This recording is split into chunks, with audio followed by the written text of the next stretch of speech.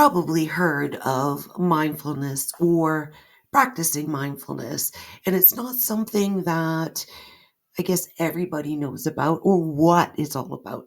But if you stick with us for a little bit, we'll dive in and give you an idea of what it is and how it can be of a benefit to you.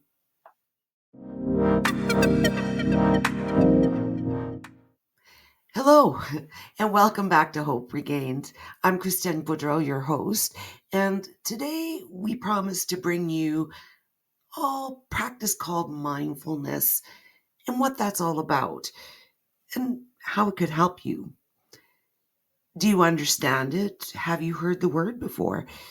A lot of us have. It seems to be one of those key things that everybody's talking about. But there's a reason that everybody's talking about it or that we hear about it so much. And that reason is, well, in all honesty, it can be really helpful at reducing stress and making life more enjoyable, easier to handle, coping skills, or even, I don't know, some emotional resilience, being able to get through a tough day. And so that's why we wanted to discuss it. I actually took a course called a mindfulness practitioner and got a certificate. Now, I did this course during the whole COVID era, and it was more about learning how to use it for myself. In what way could I adapt it so that I would get a benefit out of it? So that's what I did. I went through the whole thing, and it was really interesting. But what wasn't surprising, it was kind of like common sense, I guess, if you take the time to stop. So, in actuality, what is it? Well, I guess if you want to look at the description or kind of a scientific way of looking at it, they say that there's three levels of awareness in our minds: consciousness, subconsciousness, and our unconscious. And working with it, it's about in the here and now, not about yesterday or not about going forward tomorrow, just right here, right now. And sometimes that's what it takes because when we start thinking about yesterday, first off, we can't change it. It's gone, it's over. But a lot of us race the thoughts in our minds or we just hang on to it and it just spins and spins and we replay it. That doesn't really serve a purpose. So we need to figure out how to get away from that. There's also sometimes we spin and spin in the future thinking about what do I have to do tomorrow or worried about what's going to happen or what happens if this is something that's coming up. That doesn't always serve a purpose either.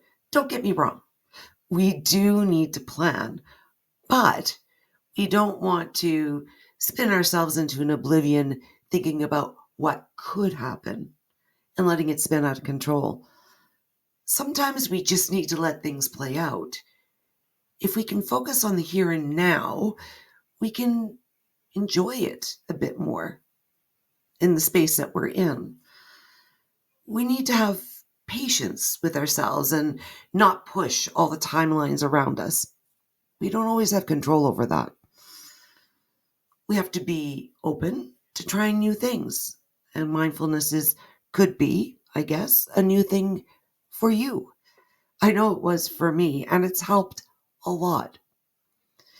So you can open your mind as if you're a young child all over again. Letting go and acceptance is part of the mindfulness right here, right now. So again, letting go what's behind us and accepting that's what's happened. So we're here now. And some things in the future that we're not necessarily going to be able to change. So we've got to look at that side too. And being mindful of where we are here today, right now, also can give us a sense of self-awareness.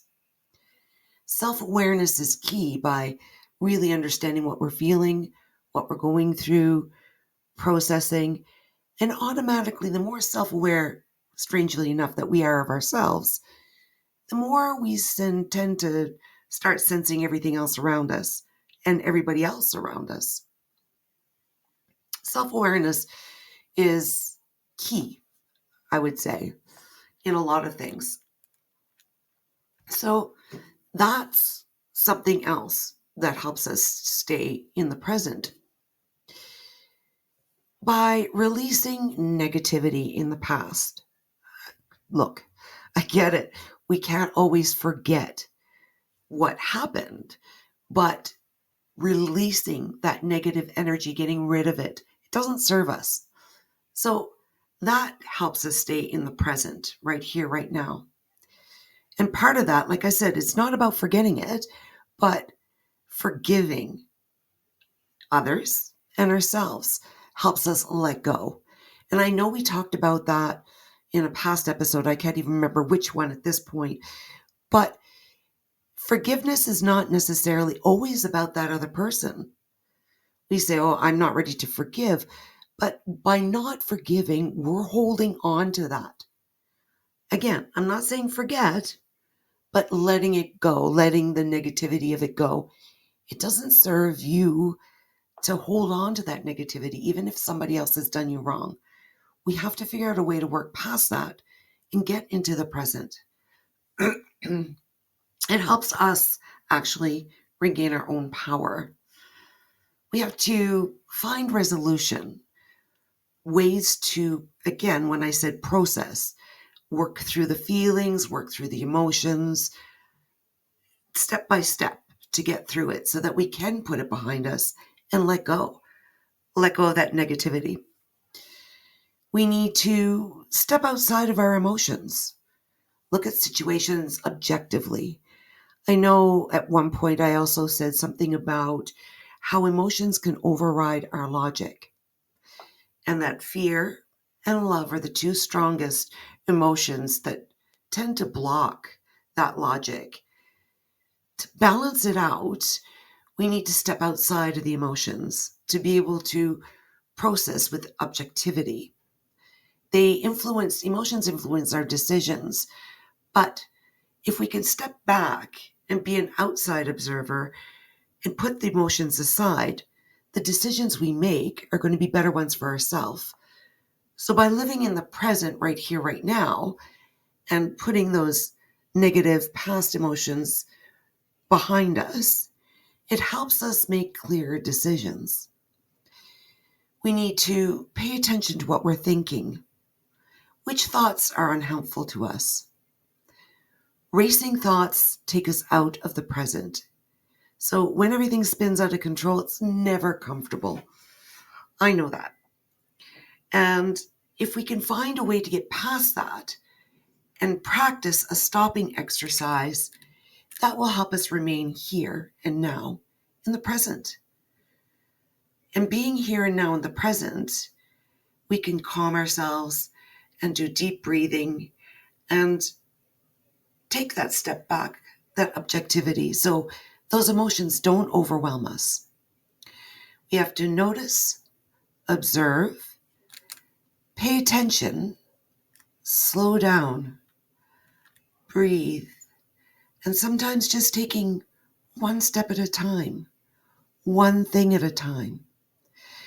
One practice coming from meditation, if you do it on a regular basis, is your brain gets trained so that if something happens in an instant and it's a panic or you feel those overwhelming emotions come over you, part of that meditation practice, what you can do is you can take that deep breath, count backwards from 10, and if your brain is trained, then automatically you will feel the calm. So that meditation does serve a purpose in bringing us into a mindful place right here, right now, and gives us an opportunity to cope better and react with more logic than emotion, because emotion can get us into trouble. I'm sure we've all figured that out by now. So what are the benefits? There are a lot of benefits. Again, when I was saying about being able to be more objective, being able to cope in situations instead of charging forward on emotion and getting ourselves into trouble. We're able to cope and be more sensible or objective. Being mindful, being able to breathe even in a stressful situation, and those coping skills will reduce stress. It reduces anxiety. It brings a sense of calm and peace. It's better focus and concentration. So if you have a stressful project that you're working on and you get so overwhelmed, you start spinning out of control, you're not very productive. And those looming deadlines will come faster than you're prepared for. But by having better focus, concentration, calm, you can take that step back and find the productivity and get through it one step at a time. Then the deadlines don't seem so looming. That's just an example. We have better emotional and self-control. And I know a lot of people, when they say, oh, that person is controlling or they demand too much, a lot of times it's because they don't feel they have their own self-control. By practicing mindfulness and getting into this headspace, it gives that control back to us. So we don't need or feel the need to jump in and control everything else around us. Let's face it, we can't. There's only so much that we're in control of, and that's us. And by building a stronger resilience and self-awareness, things don't bother us as much. We have control over those emotions. We are aware of what space we're in. So we're stronger. We're more resilient. In a time of stress, we have better coping skills. And then it improves our interpersonal skills and relationships. If you're not jumping at things or losing emotional control, it means that you can communicate more effectively. You can hear the other person. You can meet halfway. You can negotiate.